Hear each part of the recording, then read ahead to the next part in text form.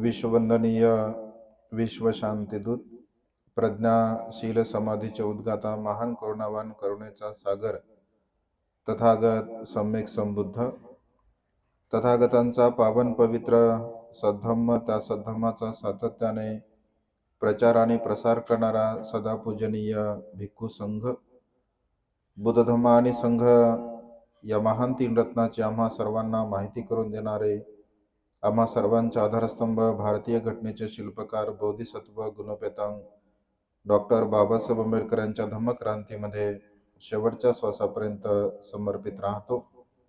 आज या मंगलमय प्रसंगी सरदार परिवाराकडे बुद्धपुत्रांना भोजनदान देऊन परितदेशना बुद्धपूजा परित्राण पाठाचं आयोजन करण्यात आलं।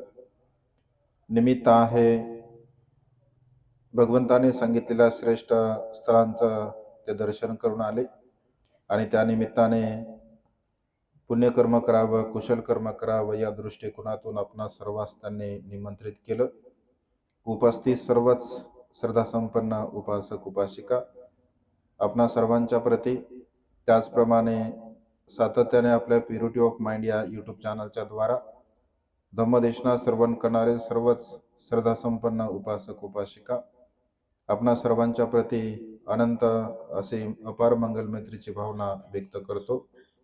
तुम्हा सर्वांना तुमच्या जीवनामध्ये सुख समाधान आयुष्य वर्ण आणि बल प्राप्त हो।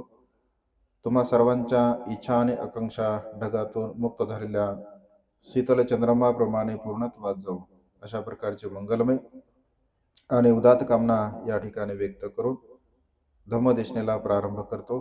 आपण सर्वांनी शांत चित्ताने एकाग्र चित्ताने तथागतांच्या श्रेष्ठ धम्मदेशनेला श्रवण करावे ग्रहण करावे।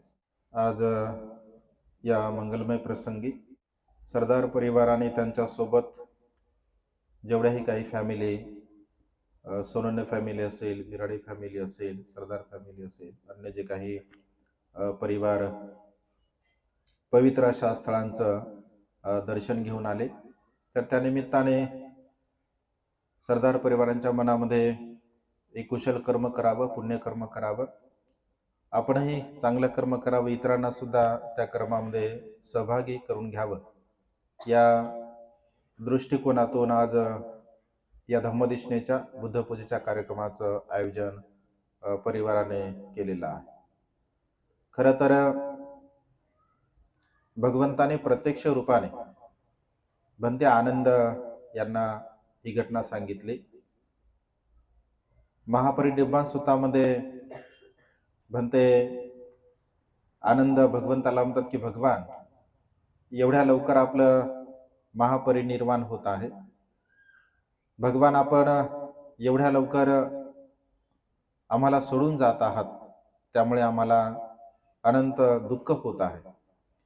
अधिक काळापर्यंत भगवान आपण राहावं वास्तविक करावं तर भगवंत म्हणजे आनंद निसर्गाच्या नियमाला अनुसरून जन्मास येणारा प्रत्येक सत्व प्रत्येक मनुष्य मृत्यूला प्राप्त होत असतो आणि त्यामुळे मी सुद्धा निसर्गाच्या विरोधामध्ये राहू शकत नाही जाऊ शकत नाही आणि त्यामुळे भगवंत तर नेहमीच या संपूर्ण मनुष्यांच्या हितासाठी सुखासाठी आणि कल्याणासाठी उपदेश करणारे असतात। भगवंताचा धम्म हा सदा सर्व काळ मनुष्याला सुख देणारा असतो कारण चिरन तिठंतु सद्धम्म असं भगवंतांनी म्हटलं आहे। म्हणजे धम्म हा सदा सर्व काळ समान रूपाने मनुष्याला फळ देत असतो।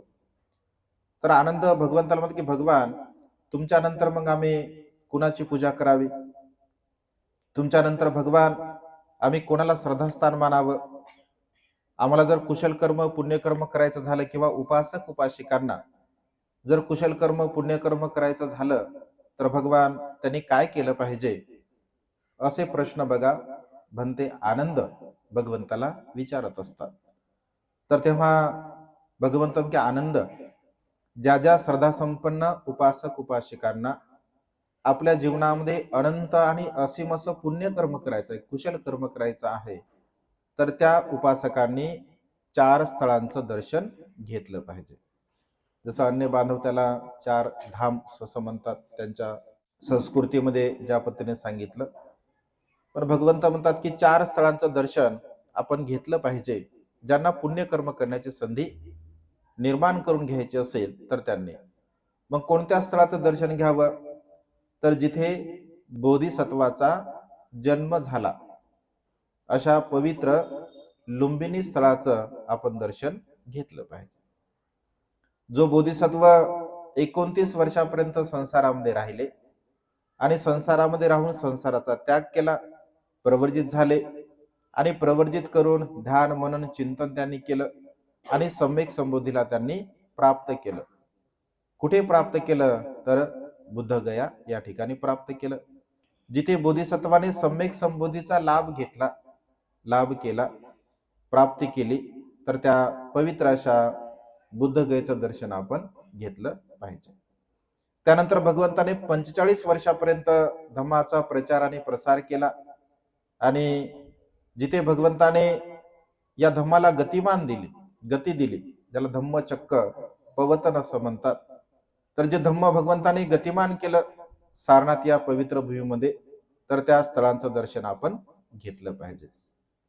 45 वर्षापर्यंत भगवंताने प्रचार आणि प्रसार केला आणि जिथे भगवंताचं महापरिनिर्वाण झालं असं कुशीनारा हे जे पवित्र स्थळ आहे, या स्थळांचं आपण दर्शन घेतलं पाहिजे.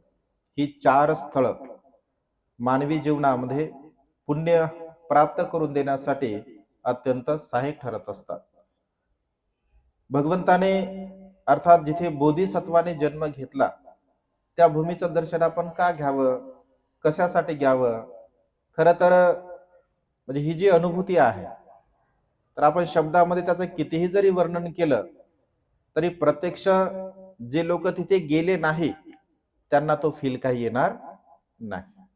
पण प्रत्यक्ष आपण जेव्हा तिथे जातो आणि प्रत्यक्ष रूपाने त्या भूमीचं दर्शन घेतो, म्हणजे ज्या शिळेवरती, म्हणजे ज्या दगडावरती महामायेने पाय देऊन जी शाल वृक्षांची फांदी पकडली होती, तर ती ते जी शिला आहे, म्हणजे जो दगड आहे, तो दगड बघा आजही आपल्याला तिथे पाहायला मिळतो. आणि तिथे आपण जेव्हा जातो, म्हणजे त्या परिसरामध्ये जेव्हा आपण जातो, तर मनामध्ये एवढे म्हणजे तरंग निर्माण होतात बोधिसत्वांच्या प्रती किंवा बुद्धांच्या प्रती, तर तो जो भाव असतो आपल्या चित्तामध्ये उत्पन्न होणारा, तो शब्दामध्ये आपण व्यक्त करू शकत नाही. अत्यंत प्रसन्नता आपल्या चित्ताला त्या भूमीमध्ये गेल्यानंतर प्राप्त होत असते, कारण बोधिसत्वाच्या बलाचं तो परिपाक असतो, तो विपाक असतो. जेव्हा प्रत्यक्ष रूपाने आपण तिथे प्रदक्षिणा करतो, तर एक विशेष बघा आनंद आपल्याला प्राप्त होत असतो की अरे, याच ठिकाणी बोधिसत्वाचा जन्म झाला. जो बोधिसत्व भविष्यामध्ये बुद्ध झाले, त्या बोधिसत्वाला महामायेने इथे जन्म दिला, ज्या लुंबिनी वनामध्ये जन्म दिला. अशा प्रकारची एक ऊर्जा आपल्या चित्तामध्ये, एक श्रद्धा आपल्या चित्तामध्ये निर्माण होत असते त्या पवित्र स्थळाचं दर्शन घेत असताना. तुम्ही किती अप्रसन्न असू द्या, तुम्ही किती दुःखी असू द्या, तुम्ही किती टेन्शन मध्ये असू द्या, तिथे गेल्यानंतर मात्र कोणत्याही प्रकारचा भाव तुमच्या चित्तामध्ये अन्य निर्माण होत नाही. केवळ आणि केवळ बुद्धाप्रती श्रद्धा निर्माण होत असते. आणि आपलं श्रद्धाबल जर आपल्याला वाढवायचं असेल, तर आपण या 4 स्थळांचं दर्शन घेतलंच पाहिजे. जीवनामध्ये आपण एकदा घेतलं पाहिजे, तुमचं अधिक पुण्य असेल तर तुम्ही 2दा घेतलं पाहिजे. म्हणजे जेव्हा जेव्हा तुम्हाला संधी उपलब्ध होईल, तेव्हा तेव्हा या 4 स्थळांचं दर्शन आपण घेतलं पाहिजे. कारण ते अनंत आणि असीम पुण्याचा संचय आपल्या जीवनामध्ये होत असतो. आणि त्यामुळे बघा, त्या लुंबिनी पवित्र अशा स्थळाचं दर्शन आपण घेतलं पाहिजे जिथे बोधिसत्वाचा जन्म झाला. तो परिसर जेव्हा आपण पाहतो, विशेष रूपाने आपल्या मनामध्ये आनंद निर्माण होत असतो. आणि बोधिसत्व ज्या भूमीमध्ये जन्मास येत असतात, ती भूमी ही नेहमी पवित्र असते, मनुष्याला सुख देणारी असते, आनंद देणारी असते. आणि त्यामुळे त्या लुंबिनी वनाचं दर्शन आपण घेतलं पाहिजे. जिथे बोधिसत्व संसारामध्ये राहतात 29 वर्षापर्यंत आणि जगातील सर्व अज्ञान अंधकार नष्ट करण्यासाठी भगवंत ग्रह त्याग करत असतात, ज्याला महाभिनिष्क्रमण असं म्हटलं जातं. प्रवर्जा घेत असतात आणि प्रवर्जा घेऊन ध्यान मनन चिंतन करतात. त्या संपूर्ण परिसरामध्ये भगवंताने चिंतन मनन केलं. जसं डुंगेश्वरीला आपण गेला असाल तर डुंगेश्वरीची जो पर्वत आहे ज्याला उर्वेला वनखंड त्या काळामध्ये म्हटला जायचा, निरंजनाच्या पलीकडच्या बाजूला, म्हणजे तो संपूर्ण निरंजनाचा परिसर आहे. त्या डुंगेश्वरीच्या पर्वतामध्ये भगवंताने 6 वर्षापर्यंत तपश्चर्या केली. आलार कलाम असेल, भृग ऋषी असेल, दग्रामपुत्र असेल किंवा अन्य जे काही तपस्वी त्या काळामध्ये ऋषीमुनी होते, त्या सर्वांकडून त्यांनी ज्ञान आत्मसात केलं आणि त्या सर्व ज्ञानाचा अनुभव आपल्या स्वतःला घ्यायला पाहिजे या दृष्टिकोनातून बोधिसत्व बघा 6 वर्षापर्यंत तपश्चर्या करत असतात. आणि आता आम्ही टूर काढत असतो, आमच्या लोक सोबत सुद्धा 100 लोक नेहमीच असतात. 2 गाड्या बस असतात आमच्याकडे, कधी 100 असतात, कधी 50 असतात.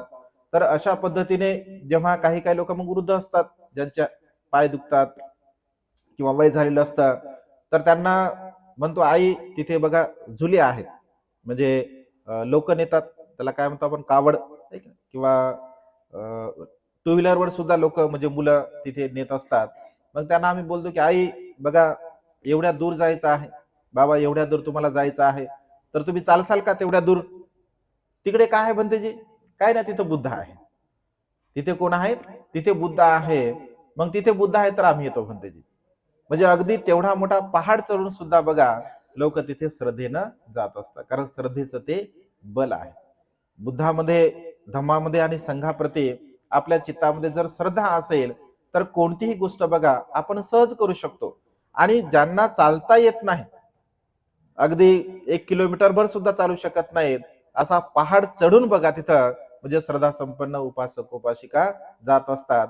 आम्ही आग्रह करतो की आई तिथपर्यंत चला आणि तुम्ही त्या डोलीमध्ये बसा किंवा सायकलवर, त्या टू व्हीलरवर बसा. पण नाही म्हणते, तुम्ही चालत आहात ना, तर तुमच्या सोबत सोबत आम्ही सुद्धा चालतो. म्हणजे सहज चालता बोलता बघा एक 10-15 मिनिटामध्ये, 20 मिनिटामध्ये आपण जिथे सिद्धार्थ बोधिसत्वाने ध्यान साधना केली ती गुफा आजही म्हणजे आपल्याला पाहायला मिळते. म्हणजे ऍक्च्युली तेच ठिकाण आहे असं आपण म्हणू शकत नाही, परंतु त्या संपूर्ण परिसरामध्ये, त्या संपूर्ण वनखंडामध्ये बोधिसत्वाने ध्यान मनन चिंतन केलेलं आहे. तिथे गेल्यानंतर आपल्या मनामध्ये एक विशेष भाव, विशेष श्रद्धा उत्पन्न होते. 6 वर्षापर्यंत बोधिसत्वाने तिथे तपश्चर्या केली. आपल्याला असणारं ज्ञान आहे त्या ज्ञानाच्या अनुभूतीवरती त्यांनी ध्यान मनन चिंतन केलं. त्या काळामध्ये ज्या काही पद्धती होत्या त्या पद्धतीला अनुसरून त्यांनी 6 वर्षापर्यंत तपश्चर्या केली. परंतु शेवटी ते जाणतात, पाहतात की अरे यामुळे काही मनुष्याचं हित होणार नाही, कारण माझं शरीर तर पूर्णपणे कृश होत आहे. माझं शरीर तर पूर्णपणे म्हणजे मी बसलो तर मला उठता येत नाही आहे, मी उठलो तर मला पुन्हा बसता येत नाही आहे, मी मांडी जर घातली तर मी मांडी खोलू शकत नाही आहे. जर असं जर मी जीवन जगेल आणि अशाच अवस्थेमध्ये जर मी मृत्यूला प्राप्त होईल तर माझं ध्येय तर राहून गेलं. मला तर बुद्ध व्हायचं आहे, मला तर सम्यक समृद्धीला प्राप्त करायचं आहे. आणि ते जाणतात की हा काही दुःखमुक्तीचा मार्ग नसेल. तेव्हा ते ग्रहत्याग करते, पुन्हा जो काही तपश्चर्याचा भाव आहे त्याला पूर्णपणे सोडून देतात आणि पुन्हा निरंजनेच्या नदीकडे येत असतात. तर रस्त्यामध्ये बघा आपण पाहतो एक सुजाता निवासस्थान, म्हणजे जिथे सुजाताने सिद्धार्थ बोधिसत्वाला खीरदान दिली होती, तर ते स्थळ सुद्धा आपल्याला पाहायला मिळते. मग सुजाताने त्यांना खीर दिली. तिथूनच बोधिसत्व निरंजनेच्या सुपतिष्ठ नावाच्या बेटावरती जातात. तिथे असं म्हटलं की 49 घासामध्ये ती खीर सेवन करतात आणि संकल्प करतात. म्हणजे ज्या मनुष्यांचं बल हे परिपक्व असते किंवा ज्यांची पारमी पूर्णत्वास गेलेली असते, तर तशा प्रकारचा संकल्प ते करतात की मी माझ्या पारमिता ज्या पूर्ण केल्या, जर खरोखर माझ्या पारमिता पूर्ण होत असतील किंवा पूर्ण झालेल्या असतील तर या पारमितेच्या बलाने मी हे जे पात्र टाकत आहो तर हे पात्र प्रवाहाच्या विरुद्ध दिशेने जाऊ दे, अशा प्रकारचा ते संकल्प करतात. जर मला संबोधीचा लाभ होणार नाही तर ते पात्र या प्रवाहाच्या दिशेने जाईल, पण होणार जर असेल तर पात्र प्रवाहाच्या विरुद्ध दिशेने जाईल. आणि खरोखर बुद्धाने त्याचा धम्मग्रंथामध्ये बघा बाबासाहेब लिहितात, तर ते पात्र खरोखर प्रवाहाच्या विरुद्ध दिशेने जात असते. तर अशा प्रकारचा संकल्प ते करतात आणि पुन्हा गैला येतात, ध्यान मनन चिंतन करतात. तिथे एक शेतकरी भगवंताला 7 मुठी गवत दान देत असतो त्या 7 मुठी गवताचं ते आसन बनवतात आणि त्या आसनावरती ध्यान मनन चिंतन करतात. आपले पूर्व संस्कार असतात, पूर्व बल असते, पूर्व कर्म असतं. त्या पूर्व कर्माला अनुसरून बघा भगवंत ध्यान मनन चिंतन करतात. त्या वज्रासनावरती बसून संकल्प करतात की जोपर्यंत मला सम्यक संबोधीचा लाभ होत नाही, मग माझं शरीर नष्ट जरी झालं तरी चालेल, माझ्या शरीरामध्ये जे रक्त आहे ते संपलं तरी चालेल, माझा प्राण इथे गेला तरी चालेल, परंतु सम्यक संबोधी जोपर्यंत मला प्राप्त होत नाही तोपर्यंत या आसनावरून मी उठणार नाही. अशा प्रकारचा वज्र संकल्प ते करत असतात आणि त्याच रात्री बघा त्यांना सम्यक संबोधीचा लाभ होत असतो. ती अत्यंत पवित्र जी भूमी आहे त्याला बुद्ध गया आपण म्हणत असतो. तर त्या बुद्ध गयेचं दर्शन घेऊन आपण आपल्या जीवनामध्ये अनंत आणि असीम असं पुण्य संपादन करत असतो. भगवंताला ज्ञान प्राप्त झाल्यानंतर भगवंताच्या मनामध्ये विचार येतो की अरे, एवढ्या परिश्रमाने एवढ्या मेहनतीने हे ज्ञान मी प्राप्त केलं आहे आणि हे ज्ञान मी आता नेमकं कोणाला सांगू, कारण मला जे प्राप्त झालं तर ते फार मी मेहनतीने केलं, परिश्रमाने केलं. तर लगेच बघा त्यांना आपल्या गुरुची आठवण होते, आलार कालामाची. अरे, आलार कालामाला आपण हे ज्ञान सांगितलं पाहिजे. परंतु आलार कालाम 7 दिवसापूर्वी मूर्तीला प्राप्त होत असतात. पुन्हा त्यांना आठवते की अरे, उदकरामपंत सुद्धा ज्ञानी आहेत, विद्वान आहेत, मग त्यांची आठवण होते. पण ज्या दिवशी भगवंताला ज्ञान प्राप्त होते त्याच दिवशी ते आदल्या रात्री मूर्तीला प्राप्त होत असतात. पुन्हा त्यांना आठवते की पंचवर्गीय परिवर्जक आपले मित्र होते, शिष्याप्रमाणे त्यांनी माझी सेवा केली, तर त्यांना मी त्यांना माझं तत्वज्ञान सांगतो. अशा प्रकारे त्यांच्या मनामध्ये विचार येतो, पण सहज ते लगेच निघत नाहीत. तर आपल्याला जे ज्ञान प्राप्त झालं त्या ज्ञानाचा बघा ते आनंद घेतात. कारण कसं असतं की एखादी गोष्ट जर आपल्याला प्राप्त झाली तर त्या गोष्टीचा आपण स्वतः अगोदर आनंद घेतला पाहिजे आणि नंतर त्याचा आनंद आपण इतरांना दिला पाहिजे. तर भगवंत सुद्धा 7 आठवडे बुद्धगयेच्या त्या म्हणजे जे महाविहार आहे जे आपण आता बघतो, तर त्या महाविहाराच्या आजूबाजूला भगवंत 7 आठवड्यापर्यंत राहत असतात. आता मला माहित नाही आपण सर्वच गेलात ते 7 आठवडे म्हणजे बघितले का नाही ते स्थळ बघितले ना. 7 आठवडे म्हणजे जिथे जिथे भगवंताने म्हणजे भगवंत 7 आठवडे एका ठिकाणी राहिले, मग त्याने चिंतन केलं, चिंतन मनन केलं, तिथं बसून राहिले 7 दिवसापर्यंत. ज्ञान प्राप्त झाल्यानंतर सुद्धा ते बसून राहिले 7 दिवसापर्यंत. पुन्हा 7 दिवसापर्यंत चक्रमन त्यांनी केलं. त्याच्यानंतर पुन्हा समोर ते येतात, तर तिथे भगवंताने प्रत्यत्य समुत्पाद सिद्धांताचा उपदेश म्हणजे कार्य कारणभाव सिद्धांत, जे जे उत्पन्न होणार आहे ते ते नष्ट होणार आहे, हा कार्यकारण भाव सिद्धांत अत्यंत महत्वपूर्ण त्यांनी अनुलोम आणि प्रतिलोम अशा प्रकारे त्याचा 7 दिवसापर्यंत अभ्यास केला, चिंतन मनन केलं. पुन्हा भगवंत एका ठिकाणी जातात, तिथे बोधवृक्षाकडे कृतज्ञ भावतेनं ते बघत असतात. कारण असं म्हटलं आहे, भगवंत असे म्हणतात की या संसारामध्ये 2 प्रकारचे लोक मिळणं अत्यंत दुर्लभ आहे. एक, आपल्यावरती केलेल्या उपकाराची जाण ठेवणारा व्यक्ती मिळणं अत्यंत दुर्लभ आहे, आणि दुसरी गोष्ट निस्वार्थपणे समाजाची सेवा करणारा व्यक्ती मिळणं अत्यंत दुर्लभ आहे. कारण आपल्यावरती कोणी उपकार केले असतील तर त्याची जाण फार कमी लोक ठेवतात बघा. भगवंत म्हणतात की आपल्यावरती जर कोणी उपकार केले तर त्याची आपण जाण ठेवली पाहिजे. आणि भगवंत त्या बोधवृक्षाकडे बघतात की अरे, हा बोधवृक्ष किती पवित्र आहे, ज्या बोधवृक्षाखाली मला सम्यक संबोधीचा लाभ झाला, हा किती उपकार करता, ज्यांच्या खाली मी बसून म्हणजे माझ्यावरती किती अनंत उपकार या बोधवृक्षाच्या आहे, या झाडाच्या आहे, की ज्यांच्या खाली बसून मी सम्यक संबोधीला प्राप्त केलं. 7 दिवसापर्यंत अपलक दृष्टीने म्हणजे डोळ्याची पापणी न लवता 7 दिवसापर्यंत भगवंत त्या बोधवृक्षाकडे बघत असतात. कृतज्ञ भाव, कृतज्ञ भाव व्यक्त करतात की या बोधवृक्षाखाली बसून मला सम्यक संबोधीचा लाभ झालेला आहे. ते स्थळ सुद्धा म्हणजे तिथेच बाजूला आहे बघा. पुन्हा आपण समोर खाली येतो, पायऱ्यांच्या ठिकाणी बघा एक स्तंभ आहे, तिथे 2 ब्राह्मणाला भगवंताने उपदेश दिला. न जच्चा वसलो होती कमुना वसलो होती, कमुना होती ब्राह्मणो कमुना होती वत्सलो. म्हणजे कर्माने मनुष्य ब्राह्मण होत असतो आणि कर्माने मनुष्य उर्शल होत असतो. उर्शल म्हणजे नीच मनुष्य, जो वाईट मनुष्य त्याला उर्शल असं म्हटलं आहे. म्हणजे कर्माने मनुष्य ब्राह्मण ठरत असतो कर्मानेच मनुष्य श्रेष्ठ ठरत असतो, कर्माने मनुष्य ज्ञानी ठरतो, जन्माने कोणीही ज्ञानी होत नाही. असा उपदेश भगवंताने तिथे त्या ब्राह्मणाला दिला. त्याच्यानंतर पुन्हा आपण समोर येतो. तपस्वानी भल्लिक नावाचे जो दोन बंजारा व्यापारी असतात, जे की ब्रह्मदेशातील उत्कल प्रदेशामधून आलेले असतात, हिऱ्याचा व्यापार करणारे असतात. जेव्हा ते पाहतात की अरे भगवंत इथे कोणीतरी साधू आहे, संन्यासी आहे, त्याला माहित नसतं भगवंत आहेत म्हणून हे. तर भगवंताकडे बघितल्यानंतर नुकतंच त्यांना ज्ञान प्राप्त झालं असतं. त्यांची कांती अत्यंत परिशुद्ध असते, निर्मळ असते, चकाकत असते. तर त्यांना पाहून त्यांच्या मनामध्ये भाव उत्पन्न होतो की अरे आपण यांना काहीतरी दान दिलं पाहिजे. आणि असं म्हटलं आहे की मठ्ठा, मधू आणि लाडू ते भगवंताला दान देत असतात. भगवंत त्याचा स्वीकार करतात. तर जगाच्या इतिहासामध्ये बुद्धाला शरण जाणारे प्रथम ते उपासक असतात. कारण तेव्हा भगवंताने उपदेश दिला नव्हता, त्यामुळे धम्मही नव्हता आणि संघही नव्हता. त्यामुळे केवळ बुद्धाला शरण जाणारे जर इतिहासामध्ये कोणते उपासक असतील तर ते म्हणजे तपस्वानी भल्लिक आहे. जगामध्ये अजरामर झाले ते.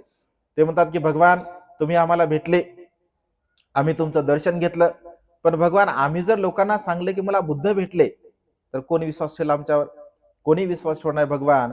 तर असं काही द्या की जेणेकरून आम्हाला, आम्ही जेव्हा दुसऱ्यांना सांगू तर लोकांचा विश्वास आमच्यावरती बसेल. असं म्हटलं की भगवंत आपल्या डोक्यावरती हात फिरवतात आणि काही डोक्याचे केस भगवंताच्या हातामध्ये येतात. तर ते केस भगवंत त्यांना देतात. आजही रंगून या ठिकाणी ब्रह्मदेशामध्ये त्या स्तूपावरती चैत्य आजही आपल्याला पाहायला मिळतात. कारण ते श्रीमंत असतात. पुन्हा तिथे गेल्यानंतर त्या केस धातूवरती, त्याला केस धातू असं म्हटलं आहे. तर भगवंताच्या प्रत्येक अवयवावरती स्तूपांची निर्मिती होत असते. तर केस धातूवरती सुद्धा दोन स्तूपांची ब्रह्मदेशामध्ये निर्मिती केलेली आहे. आजही रंगून देशामध्ये, रंगून मध्ये आपल्याला ते पाहायला मिळतं. म्हणजे त्यानंतर भगवंताने त्यांना उपदेश दिला, म्हणजे त्यांना उपदेश नाही दिला भगवंताने, केवळ त्यांची भेट झाली. तो स्थळ सुद्धा आपल्याला पाहायला मिळते. समोर थोडं बाजूला गेले की आपल्याला मुचलिंद सरोवर पाहायला मिळते. असं म्हटलं की ते 7 दिवसापर्यंत पाऊस वारा आला. एका नागराजाने भगवंताची म्हणजे सेवा केली. तिथे दोन प्रवाह, मतप्रवाह आपल्याला पाहायला मिळतात. काही काही लोक असं म्हणतात की तिथे नागराजा म्हणजे नागवंशी राजे लोक होते, आणि जेव्हा त्या नागवंशी लोकांनी भगवंताला बघितलं तर त्यांना असं वाटलं की हा साधू संन्यासी आहे, याची आपण सेवा केली पाहिजे. मग त्यांच्यासाठी त्याने निवासस्थान निर्माण केलं असं म्हटलं आहे. दुसऱ्या बाजूने असंही म्हणतात की एक नागराजाने म्हणजे खरोखर नागराजाने भगवंताची सेवा केली, कारण भगवंताची तर संपूर्ण प्राण्यांच्या प्रती मैत्री असते. आणि त्यामुळे भगवंताला सहाय्य करण्यासाठी किंवा भगवंताला मदत करण्यासाठी भगवंताचं ते बल असते, ते पुण्यकर्म असतं, त्यांची ती मैत्री पारमिता असते, आणि त्या मैत्रीच्या बलाने काही होऊ शकते. असे दोन्ही प्रभाव तिथे आपल्याला पाहायला मिळतात. तर ते स्थळ सुद्धा आपल्याला पाहायला मिळते. म्हणजे अशा पद्धतीने त्या पवित्र बुद्धगयेच्या परिसरामध्ये भगवंत 7 आठवड्यापर्यंत वास्तव्य करत असतात. ध्यान म्हणून चिंतन करतात. आपल्याला जे ज्ञान प्राप्त झालं आहे, आणि मग पुन्हा भगवंत तिथून बघा पायी म्हणजे गयेपासून ते सारनाथ पर्यंत, कारण भगवंत जाणतात की उपदेश तर आपल्याला त्या पंचवर्गीय परिवर्जकांना द्यायचा आहे. मग नेमकं ते कुठे आहे? तर भगवंत जातात आपल्या ज्ञानाने की ते ऋषीपतन मृगदाय वनामध्ये आहे. तर भगवंत तो 120 किलोमीटरचा जो प्रवास आहे तर भगवंत पायी करत असतात. त्या प्रवासामध्ये भगवंताला एक उपक अजीवक नावाचा म्हणजे नग्न साधू भेटत असतो. तो नग्न साधू भगवंताला पाहतो, रस्त्यामध्ये तो भेटतो, आणि तो भगवंताला म्हणतो की तुम्ही कोण आहात? तुमची कांती अत्यंत प्रसन्न आहे, तुमची मुद्रा अत्यंत प्रसन्न आहे. तुम्ही कोण आहात नेमकं? तुम्ही देव आहात का? तर भगवंत म्हणतात की नाही, मी देव नाही. तुम्ही गंधर्व आहात का? तुम्ही यक्ष आहात का? तुम्ही मनुष्य आहात का? तुम्ही देवता आहात का? असे वेगवेगळ्या प्रकारचे प्रश्न तो उपक अजीवक भगवंताला करत असतो. तर भगवंत असे म्हणतात की मी देवता नाही, मी यक्ष नाही, मी कोणीही नाही. मग तुम्ही नेमकं कोण आहात? तर भगवंत असे म्हणतात की मी जीन आहे, मी जीन आहे, मी सर्वात सुखी प्राणी आहे. तो म्हणतो जीन, जीन म्हणजे जिंकणारा आहे. मग तुम्ही कशाला जिंकलं? तर भगवंत असे म्हणतात की मी सर्व प्रकारच्या तृष्णेला जिंकलेला आहे, मी सर्व प्रकारच्या विकाराला जिंकलेला आहे, मी सुखी मनुष्य आहे. माझ्यासारखा सुखी मनुष्य संसारामध्ये दुसरा कोणताही तुम्हाला पाहायला मिळणार नाही. अशा पद्धतीने भगवंतासोबत त्यांचा वार्तालाप होतो. आणि तो साधू त्याला वाटतं "हा, ठीक आहे म्हणतो, तुम्ही जिन तर जिन", आणि तो निघून जात असतो. बघा, पुण्यकर्म मनुष्याचे अत्यंत महत्वपूर्ण असतात. जर त्याने भगवंताला प्रश्न केला असता, हे बाकीचे प्रश्न विचारण्यापेक्षा, मग तुम्ही भगवान जिन कसे आहात, मग जिन होण्याचा मार्ग कोणता आहे, भगवान तुम्ही सुखी कसे आहात, सुखाला प्राप्त होण्याचा मार्ग कोणता आहे, तर कदाचित भगवंताने त्याला उपदेश दिला असता, किंवा जगामध्ये तो श्रेष्ठ ठरला असता की भगवंताने पहिला उपदेश उपक अज्विकाला दिला.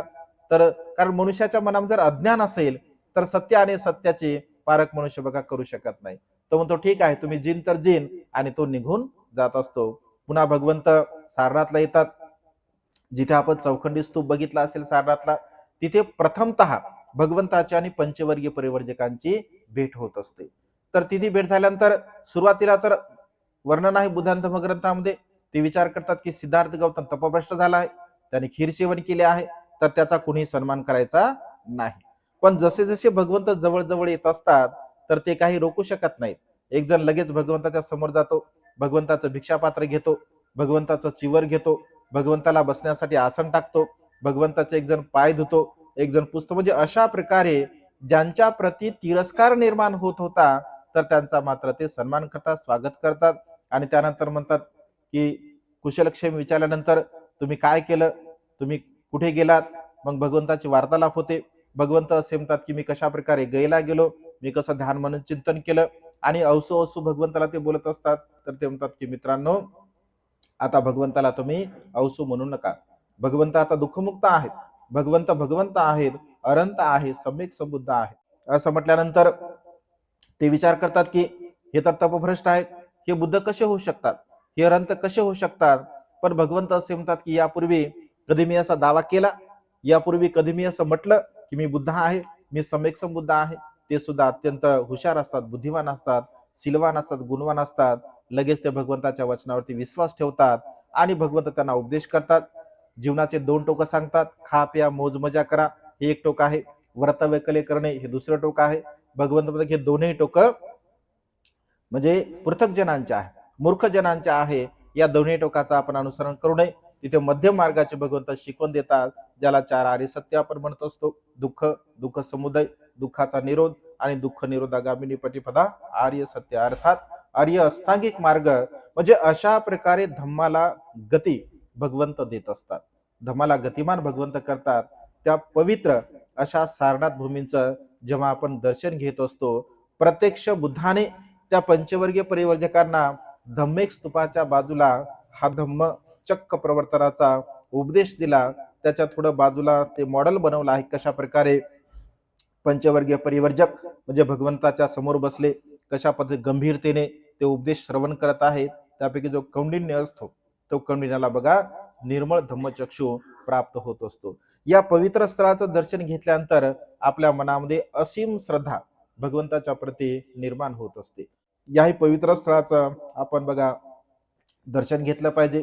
तिथूनच राजगृह आहे, ज्या राजगृहाचा राजा बिंबिसार असतो, जिथे ग्रदकड पर्वत आहे, ज्या ग्रदकड पर्वतावरती भगवंत वास्तव्य करत होते, त्याच ग्रदकड पर्वतावरती देवताने भगवंताला मारण्याचा प्रयत्न केला.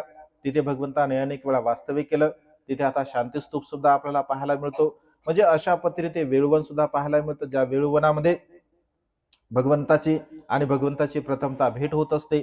ते वेळुवन भगवंताला राजा दान देत असतो, आपल्या इच्छा प्रगट करतो, आणि तेव्हापासून बुद्ध धम्म संघाची तो पूर्णपणे सेवा करत असतो. तिथूनच 10-15 किलोमीटरवरती आपल्याला नालंदा हे अत्यंत महान असं विद्यापीठ पाहायला मिळते. त्याचे जे भग्न अवशेष आहेत, तर ती भग्न अवशेष बघा आपल्याला पाहायला मिळतात. म्हणजे बौद्ध धम्म किती गौरवशाली होता, किती वैभवशाली होता, किती धनवान बौद्ध धम्म होता, किंवा बौद्ध धर्माची जी गौरवशालीता आहे किती महान होती. हे नालंदा विश्वविद्यापीठ जेव्हा आपण पाहतो, 10,000 विद्यार्थी तिथे शिकत होते, राहणारे 10,000 विद्यार्थी होते, 1,000 शिक्षक तिथे शिकवत होते. अशा पद्धतीने विशाल अशी तिथे ते नालंदा विद्यापीठाचे अवशेष आपल्याला पाहायला मिळतात. बघा, सारीपुत्त भंतेंचा अस्थिस्तूप सुद्धा आपल्याला तिथे पाहायला मिळतो. नालंदाची विशेषता होती द्वारपाल परीक्षा, नालंदाची विशेषता होती. म्हणजे तेथे जो द्वारपाल असायचा, तो द्वारपाल विद्यार्थ्याची परीक्षा घ्यायचा. त्या द्वारपालाच्या परीक्षेमध्ये जर विद्यार्थी पास झाला तर त्याला विद्यापीठामध्ये ऍडमिशन मिळत असे. जर द्वारपालाच्या परीक्षेमध्ये विद्यार्थी जर नापास झाला तर त्याला ऍडमिशन मिळत नसे. यावरून आपण कल्पना करू शकतो की तिथला द्वारपाल किती हुशार असेल, किती बुद्धिमान असेल, किती ज्ञानी असेल. राजा प्रसेन सुद्धा नालंदा विद्यापीठामध्ये शिकले होते.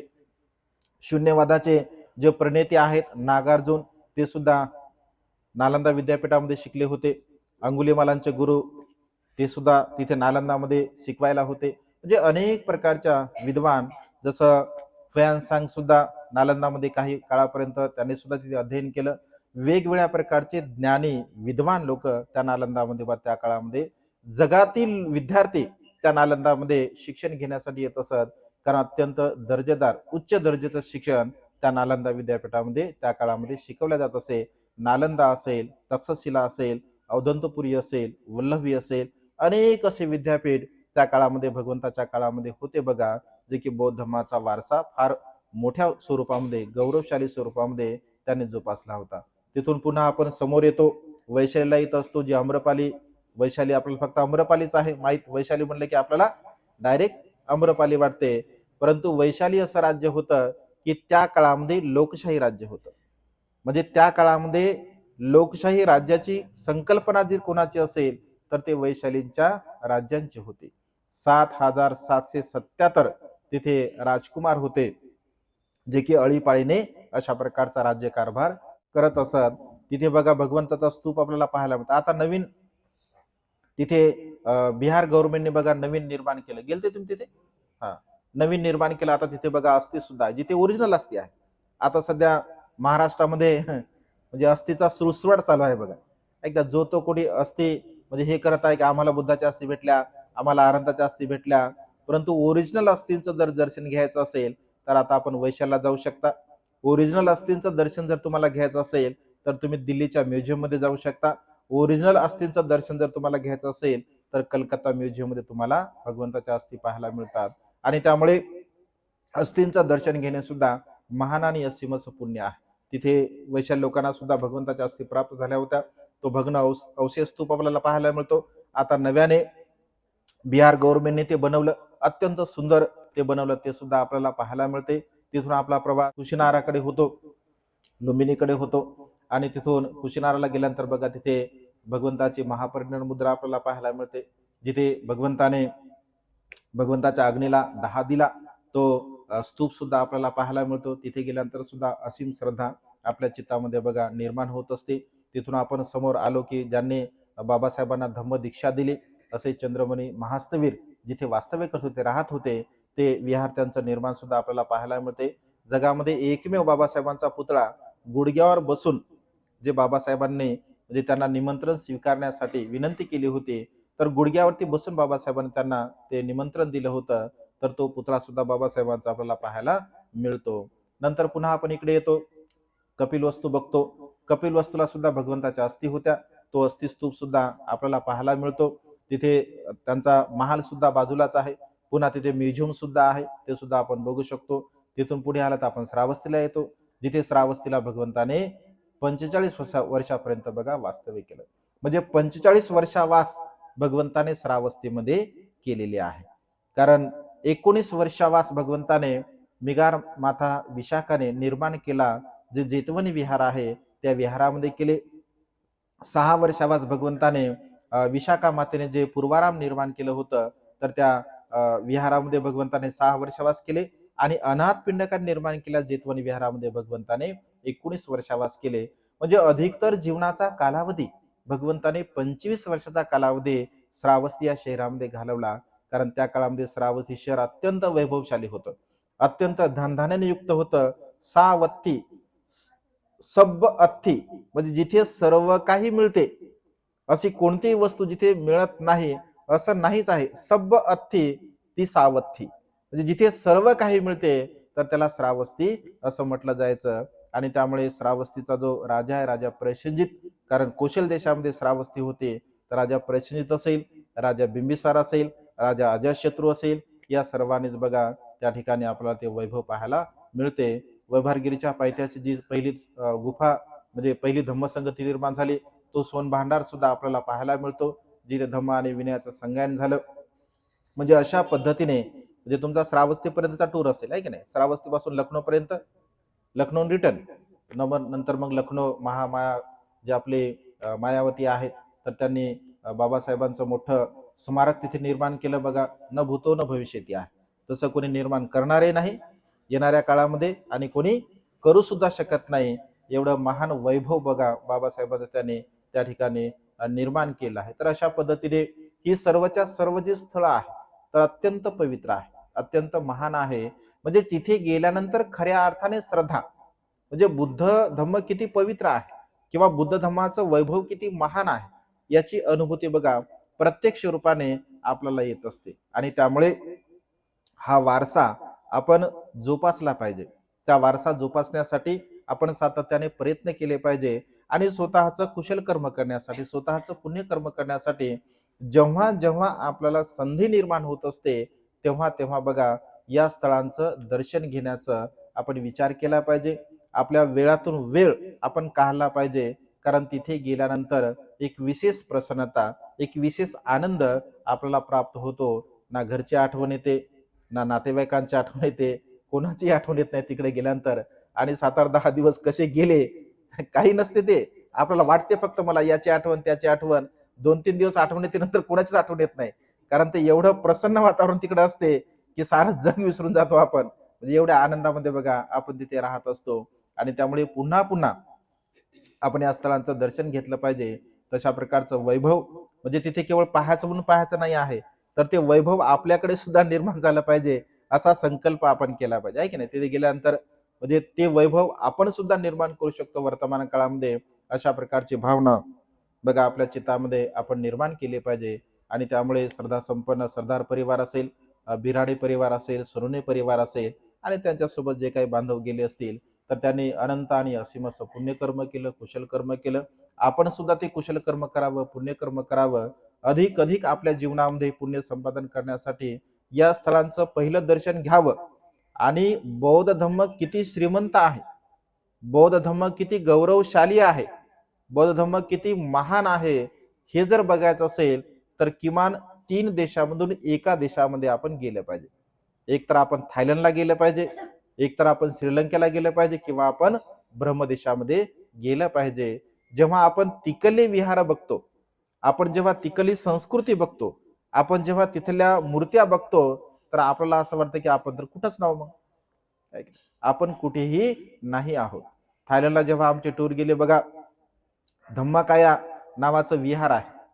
1000 एकर मध्ये ते विहार आहे. किती? 1000 एकर मध्ये तिथे मूर्त्या बनवल्या त्यांनी 8-8 इंचाच्या. 10 लाख मूर्त्या आहेत. 10 लाख मूर्त्यांचा तो पॅगोडा बघा त्यांनी बनवला. 10 लाख लोक ऍट ए टाइम तिथे बसून देशना श्रवण करू शकतात एवढा विहाराचा तो परिसर आहे. 4000 गाड्या थांबू शकतात एवढी फक्त गाड्यांची पार्किंग आहे. 10,000 टॉयलेट आहेत विहारामध्ये. विहारात सांगायचं तुम्हाला 10,000 टॉयलेट आहे. त्या विहाराच्या 5 मोठमोठ्या बसेस आहेत. 40,000 भिक्षू एका ठिकाणी राहू शकतात एवढ्या भिक्खू निवासाच्या 5 बिल्डिंग्स आहेत. म्हणजे एवढं मोठं वैभव बघा ते आपल्याला पाहायला मिळते. तिथे सुद्धा सोन्याची मूर्ती आहे. गोल्डन बुद्धा म्हणून थायलंड मध्ये आहे. तिथे सुद्धा बघा 5,000 टन सोन्याची मूर्ती. तुम्ही सगळं हे युट्यूबला बघू शकता किंवा गुगलला बघू शकता. इन्फॉर्मेशन तुम्हाला सर्व मिळेल. तर म्हणजे किती वैभव आहे. मला सांगायचं हे आहे की बौद्ध धर्म किती गौरवशाली आहे, किती महान आहे, किती धनवान हा बौद्ध धर्म आहे हे तुम्हाला पाहायला मिळेल. आणि त्यामुळे एक संकल्प केला पाहिजे किमान एका देशाचा तरी आपण गेलो पाहिजे, एका देशामधली आपण संस्कृती बघितली पाहिजे. एकतर श्रीलंका म्हणा किंवा थायलंड म्हणा किंवा ब्रह्मदेश म्हणा, म्हणजे या स्थळाचं तर आपण दर्शन घेतलंच पाहिजे. याच्या सोबत सोबत बौद्ध संस्कृतीचं वैभव जर तुम्हाला बघायचं असेल तर विदेशामध्ये सुद्धा आपण गेलं पाहिजे. कारण बघा जीवन क्षणभंगुर आहे. जे जे काही आपण कमावतो ते सर्वच्या सर्व आपल्याला इथे सोडून जावं लागणार आहे. म्हणजे तुम्ही किती कमावलं काय, किती गमावलं काय, किती तुमच्याकडे आहे किंवा नाही आहे, हे सर्वच्या सर्व तुम्हाला इथे सोडून जावं लागतं. परंतु बौद्ध धर्माच्या प्रचाराच्या दृष्टिकोनातून आपल्याला जे जे काही करता येत असतं तर ते आपण नक्कीचपणे करण्याचा प्रयत्न केला पाहिजे.